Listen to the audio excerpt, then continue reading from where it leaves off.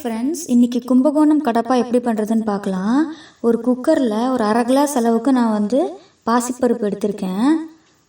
அது நல்லா வறுத்துக்கோங்க, கோல்டன் ப்ரௌன் ஆகிற வரைக்கும் வறுத்துட்டு ஒரு அரை கிளாஸ் அளவுக்கு தண்ணி ஊற்றிக்கோங்க. கொஞ்சம் அந்த பருப்பு மூழ்கிற அளவுக்கு தண்ணி ஊற்றிக்கலாம்.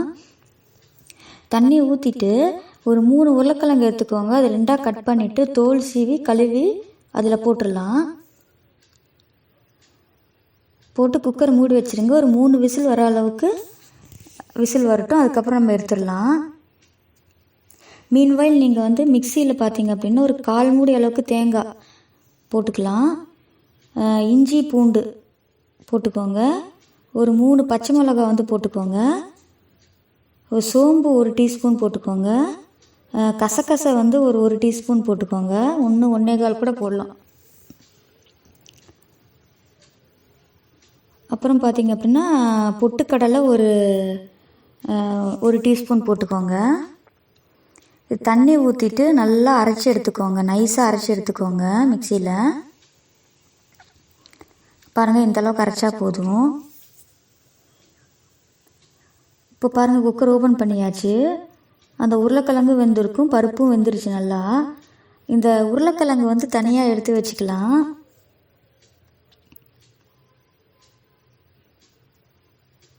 தனியாக எடுத்து வச்சுக்கோங்க உருளைக்கிழங்கு மட்டும்.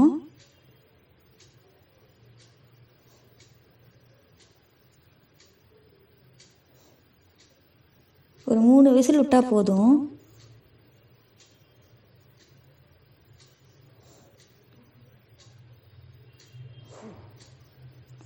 தனியாக எடுத்து வச்சுட்டு அந்த பருப்பை நல்லா கடைஞ்சிக்கலாம். நம்ம இந்த மாதிரி ஒரு ஸ்மாஷர் எடுத்துக்கோங்க. இதில் நல்லா பருப்பு நல்லா ஸ்மாஷ் பண்ணிக்கோங்க.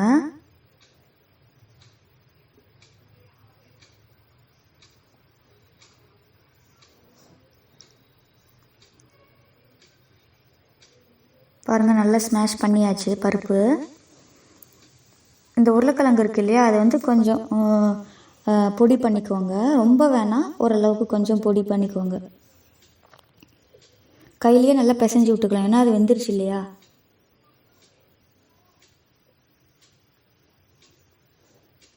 பாருங்கள், இந்த அளவுக்கு நல்லா ஸ்மாஷ் பண்ணிக்கலாம்.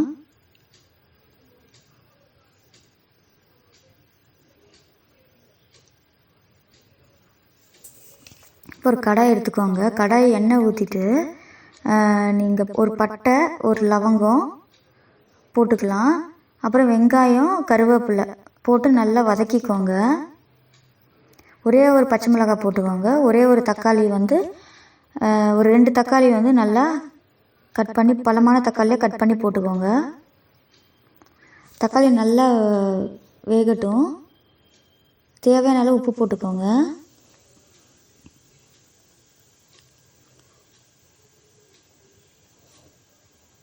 பாருங்கள், தக்காளி நல்லா வதங்கிருச்சு. இப்போ இந்த டைமில் நீங்கள் அந்த பருப்பு இருக்கு இல்லையா, பாசிப்பருப்பு, அதை ஊற்றிக்கோங்க. கொஞ்சமாக தண்ணி ஊற்றிக்கோங்க. தண்ணி அலசி ஊற்றிக்கோங்க. நல்லா கிளறி விட்டுருங்க. அந்த ஸ்மாஷ் பண்ணி வச்சுருக்கிற உருளைக்கிழங்கும் போட்டுக்கலாம். இப்போது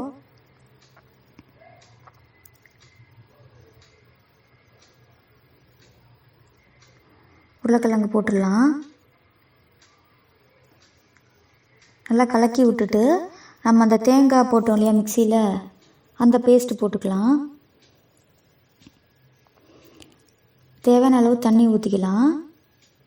ரொம்ப தண்ணி ஊற்றக்கூடாது, கொஞ்சம் மீடியமாக தண்ணி ஊற்றி நல்லா கலக்கிடுங்க. ஒரு கொதி வந்தால் போதும், இறக்கிடலாம். பாருங்கள், ஒரு கொதி வந்துருச்சு. நீங்கள் இறக்குற டைமில் நீங்கள் கொத்தமல்லி தூவி விட்டுக்கலாம்.